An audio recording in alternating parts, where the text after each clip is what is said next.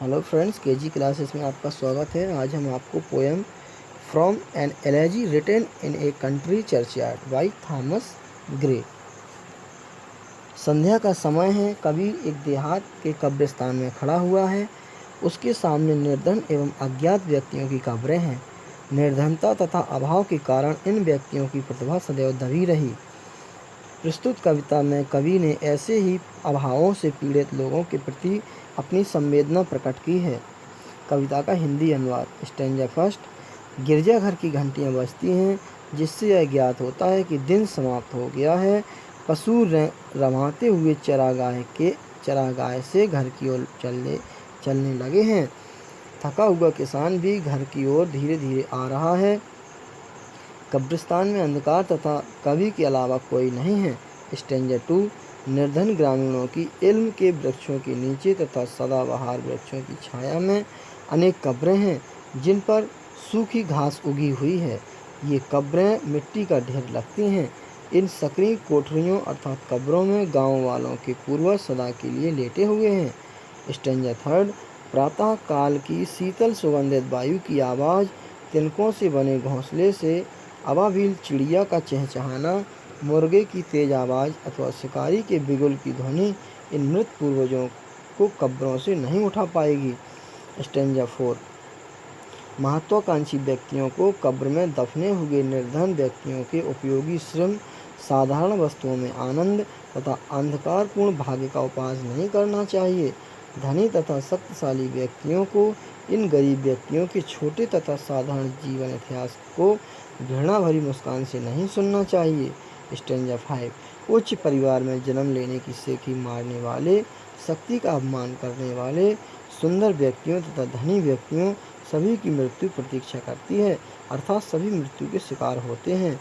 वैभव के रास्ते कब्र की ओर जाते हैं, अर्थात मृत्यु से कोई नहीं बच सकता। Central idea in this poem the poet expresses his deep sympathy for the poor and the simple village people.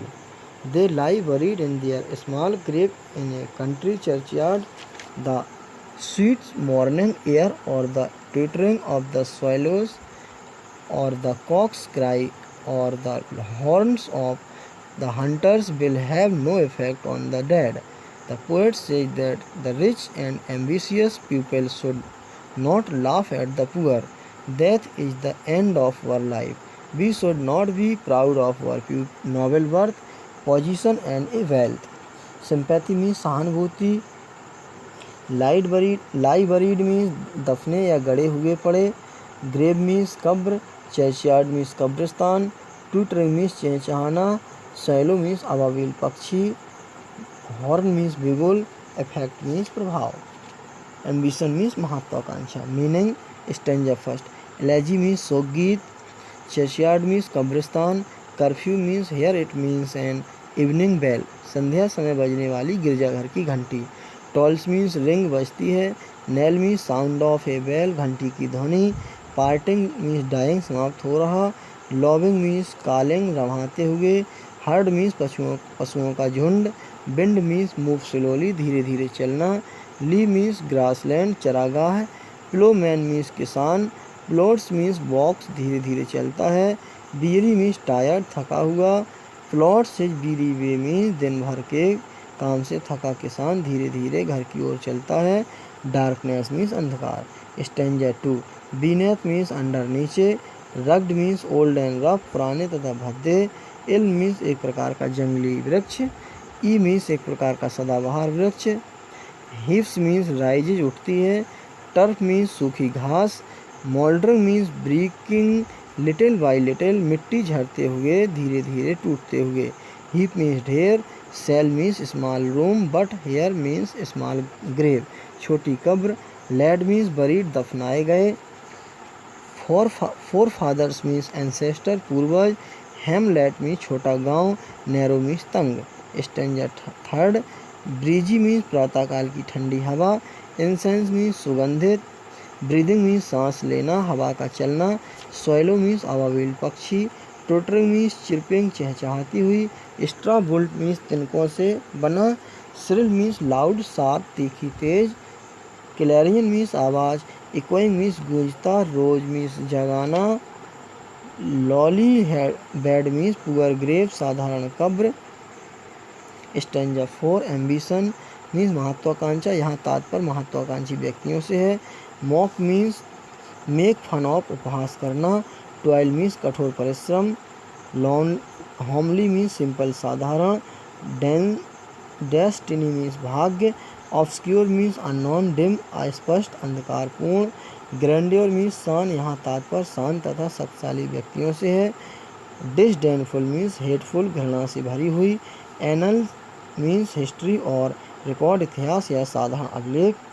Stanza 5 boast of heraldry pride in noble birth, उच्च परिवार में जन्म लेने का अभिमान। पॉम्प मीन्स सो शान। अवेट्स मीन्स प्रतीक्षा करती है। अलाइक मीन्स समान रूप से। Inevitable hour means the hour of death which can not be avoided, मृत्यु का समय जिसे टाला ना जा सके। ग्लोरी मीन्स यश, बट मीन्स ओनली केवल। ग्रेव मीन्स कब्र। Explanation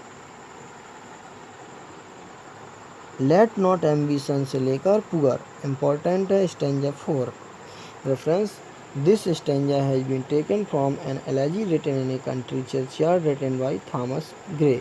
Context in these lines the poet expresses deep sympathy for the sad fate of the poor and neglected villagers who lie buried in small graves. Explanation the poet says that the ambitious person should not make fun of the simple and useful work of the poor person. Their joys were simple, their fates never smiled upon them, it was unknown. The great and powerful man should not hate the poor person. The history of the poor and miserable person was short and simple. Poverty always came in their way of progress. The curfew से लेके 2 में important stanza first reference same है। Context the poet stands in a country churchyard, he hears the church bells here. He describes the end of the day. Explanation the poet says that the church bells are ringing. The ringing of the bells announces the end of the day.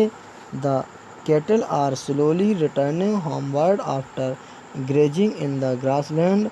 This is a sign of the end of the day. The tired farmer is also returning home after working throughout the day. Darkness is increasing. Only the poet finds himself all alone in the darkness of the night. Note: there is onomatopoeia in the line. The curfew tolls the knell of parting day. Second, the farmer is weary, tired, not the way the figure of speech used in weary way is transferred epithet. Next है beneath है those से लेकर sleep. Stanza 2 reference same है। Context the poet is standing in a country churchyard, it is evening time. Here the poet describe the condition of the Graves of the poor and the neglected village people. Explanation the poet says that the poor forefathers of the village lie buried in the simple graves.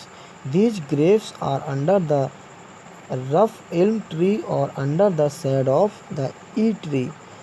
The earth of the graves is loose and broken. These graves are not covered with wild grass. In these graves the poor and the neglected village forefathers lie buried forever. They will never wake up from their sleep. The breezy call से लेकर lolly bed stanza 3 reference same है। Context है the poet is standing alone in a country churchyard in the evening. In these lines he shows sympathy for dead forefathers who lie buried in the small graves.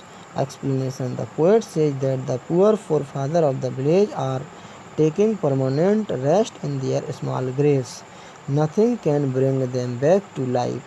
The fresh and sweet wind blows in the morning, but it will have no effect on the dead. The swallows twitter from their nest made of straw, but their Tottering will not awaken the poor forefather from their eternal sleep. Cocks cry to announce the day is meaningless for the dead villagers.